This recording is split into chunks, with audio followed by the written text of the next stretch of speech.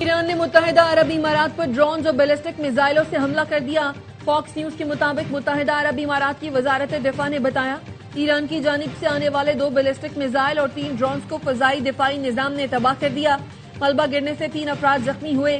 اماراتی وزارت دفاع کا کہنا ہے آنے والے تمام خطرات کو روک دیا گیا ہے۔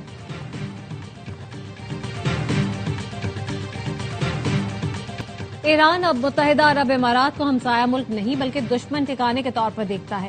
ایرانی پارلیمان کی قومی سلامتی کمیٹی کے رکن علی خزریان کا کہنا ہے متحدہ عرب امارات نے ایران کے خلاف جنگ کے دوران اہم عسکری اور انٹیلیجنس تعاون فراہم کیا۔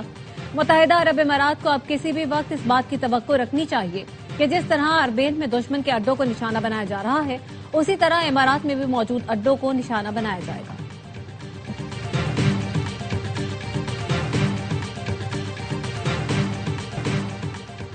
جب سفارتی حل کا موقع آتا ہے امریکہ غیر ذمہ دارانہ فوجی مہم جوئی شروع کر دیتا ہے۔ ایرانی وزیر خارجہ عباس عراقچی کی ایکس پر پوسٹ لکھا کیا یہ دباؤ ڈالنے کی بھونڈی حکمت عملی ہے یا پھر کسی تخریب کار کی جانب سے امریکی صدر کو نئی دلدل میں دھکیلنے کی کوشش کی جا رہی ہے۔ وجوہات کچھ بھی ہوں نتیجہ ایک ہی رہتا ہے ایرانی قوم کبھی دباؤ کے سامنے نہیں جھکتی۔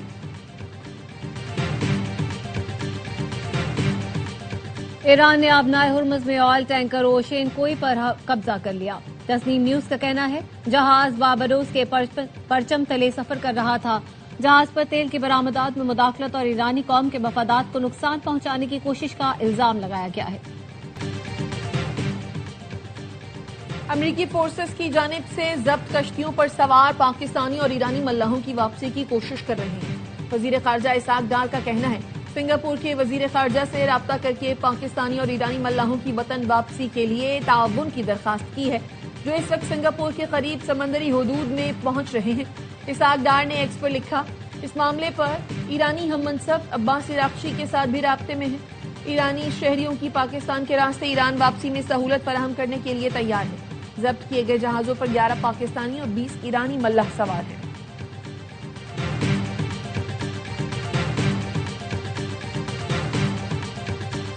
خلیج عمان میں امریکی کارروائی میں ضبط کیا گیا ایرانی کارگو جہاز کراچی پورٹ پر لنگر انداز۔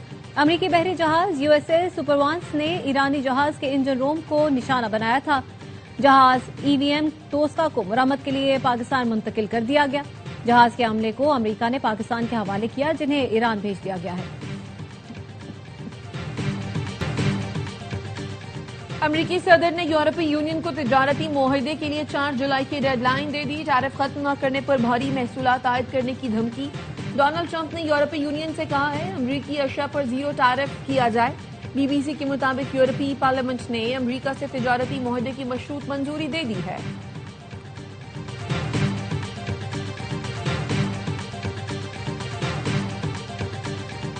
پولیس CTD اور سیکیورٹی فورسز نے فتنہ الخوارج کی دراندازی کی کوشش ناکام بنا دی۔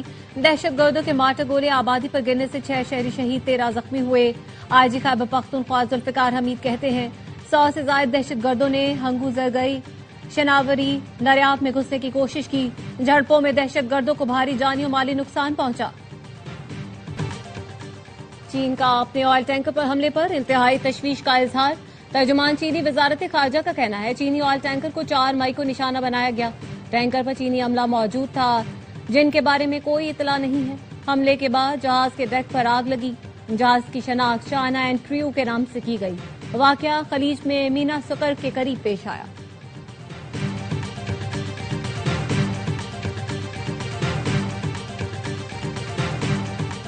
بین الاقوامی مارکیٹوں میں خام تیل کی قیمتوں میں کمی۔ برنٹ خام تیل 0.41% کمی کے ساتھ $99.62 فی بیرل پر آ گیا۔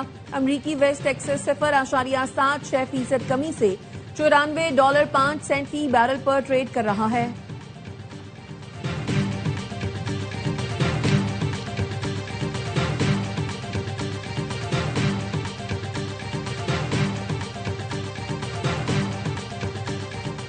بین الاقوامی توانائی ایجنسی کا کہنا ہے ضرورت پڑی تو تیل کے بڑے ذخائر ریلیز کرنے کے لیے تیار ہیں۔ ایگزیکٹو ڈائریکٹر فتح بیرول نے کہا اب تک تیل ذخائر کا صرف 20% ریلیز کیا گیا ہے۔ 4 دن تک پاکستان کو للکارنے والا ملک 4 گھنٹوں میں گھٹنوں پر آ گیا۔ وفاقی وزیر اطلاعات عطا تارڑ کا اسلام آباد میں تقریب سے خطاب، کہا مارکہ حق میں حکومت اور اپوزیشن سب متحد تھے، قوم میں اتحاد اور اتفاق کی بدولت ہی کامیابی ملتی ہے، سفارتی، عسکری اور بیانیے کے محاذ پر اللہ نے قوم کو فتح سے نوازا، فیلڈ مارشل سید عاصم منیر کی اسٹریٹجی نے دشمن کو ناکو چنے چبا دیے۔ وزیر اطلاعات پنجاب اسما بخاری کی آپریشن بنیان مرصوص کو 1 سال مکمل ہونے پر مبارکباد، کہا آپریشن بنیان مرصوص قومی تاریخ کا ایک یادگار اور سنہرا باب بن چکا ہے، مارکہ حق میں بہادر افواج کے کارنامے رہتی دنیا تک یاد رکھے جائیں گے، پاک فضائیہ کے شاہینوں کے کارنامے عالمی افواج کے لیے اسٹڈی کیس بن چکے، وزیر اعظم فیلڈ مارشل عاصم منیر اور اسحاق ڈار بھی مبارکباد کے مستحق ہیں، پاکستان کے ہر شہری کو فیلڈ مارشل عاصم منیر کی فوجی قیادت پر فخر ہے۔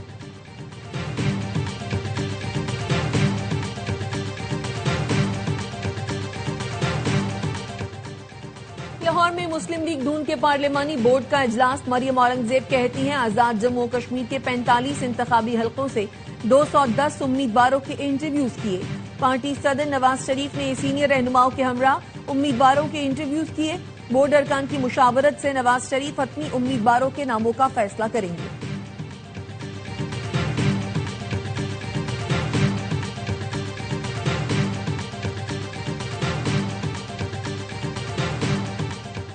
اپوزیشن لیڈر نئے چیف الیکشن کمشنر اور ممبران کی تعیناتی کے لیے سرگرم، ذرائع کا کہنا ہے محمود اچکزئی نے قومی اسمبلی حکام سے سابق اپوزیشن لیڈر کے خطوط اور تعیناتیوں کی تفصیلات مانگی ہیں، آئینی طریقہ کار کے مطابق چیف الیکشن کمشنر کے معاملے پر وزیر اعظم اور اپوزیشن لیڈر کو مشاورت کرنا ہوتی ہے۔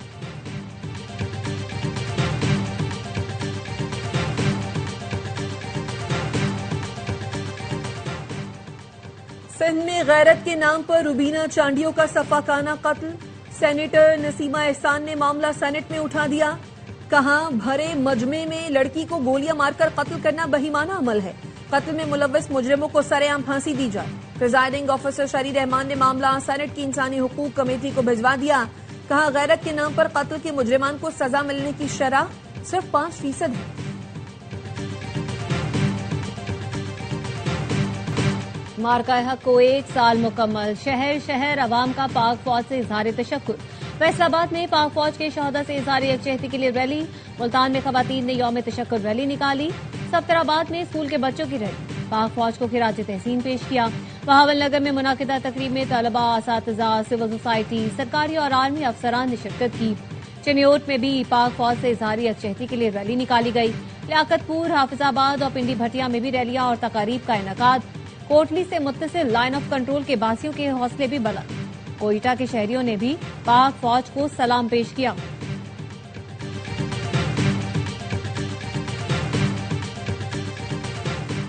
سینٹ اجلاس میں عابد شیر علی اور مولانا عطاء الحق درویش کے درمیان تلخ کلامی، پریزائڈنگ آفیسر نے احتجاجاً اجلاس کی کارروائی پیر کی شام 5 بجے تک ملتوی کر دی، شری رحمان نے کہا کسی کو مذہب اور ریاست کے خلاف ایوان میں گفتگو کی اجازت نہیں دی جا سکتی۔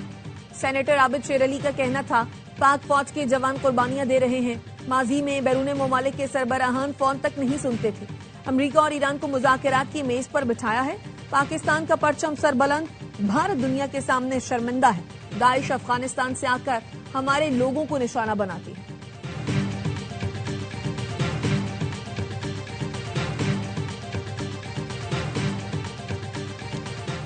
پاکستان کے لیے IMF قرض پروگرام کے تحت اگلی قسط آج منظور ہونے کا امکان، ایگزیکٹو بورڈ کے اجلاس میں $1.2 ارب سے زائد رقم کی منظوری متوقع، پاکستان اور IMF کے درمیان سٹاف لیول معاہدہ 27 مارچ کو طے پایا تھا۔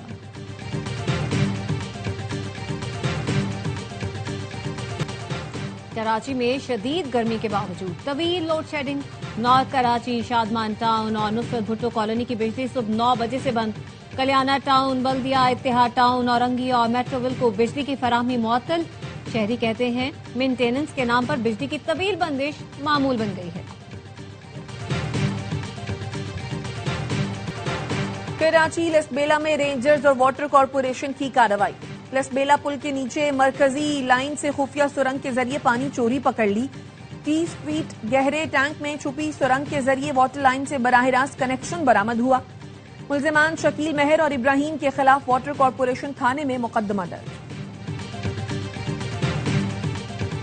مولانا شیخ ادریس کی ٹارگٹ کلنگ کی تحقیقات، پولیس اور سی ٹی ڈی کی تفتیش جاری۔ فرار دہشت گردوں کی 30 گھنٹے سے زیادہ کی سی سی ٹی وی فوٹیج حاصل کر لی گئی۔ فوٹیجز پشاور، نوشہرہ اور چارسدہ کے مقامات کی ہیں۔ کیس سے متعلق اب تک 40 سے زائد افراد سے تفتیش کی جا چکی ہے۔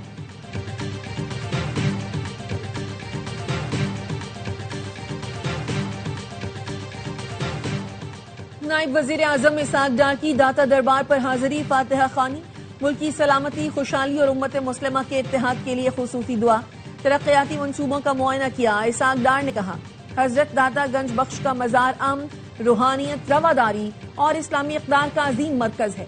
داتا دربار میگا پروجیکٹ بر وقت مکمل ہوگا۔ برطانیہ کے بلدیاتی انتخابات میں ریفارم پارٹی نے توقع سے زائد نشستیں جیت کر لیبر پارٹی کو پیچھے چھوڑ دیا۔ سٹارمر کی جماعت نے ہارٹل پور، ٹیم وارڈ، ٹیم سائڈ، ریڈیچ اور ایکسٹر کی کونسلوں کا کنٹرول مکمل طور پر کھو دیا۔ ریفارم یو کے نے شمالی انگلینڈ اور مڈ لینڈ سمیت کئی اہم علاقوں میں لیبر پارٹی کو اس کے گڑھ میں شکست دی۔ ریفارم پارٹی کے نائجل فاریج نے تاریخی فتح پر خوشی کا اظہار کرتے ہوئے کہا وہ 10 ڈاؤننگ اسٹریٹ کی جانب بڑھ رہے ہیں۔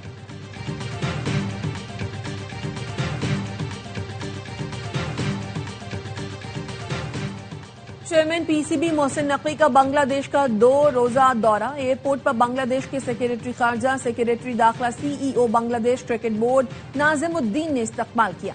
بنگلہ دیش میں پاکستانی ہائی کمشنر عمران حیدر بھی ایئرپورٹ پر موجود تھے۔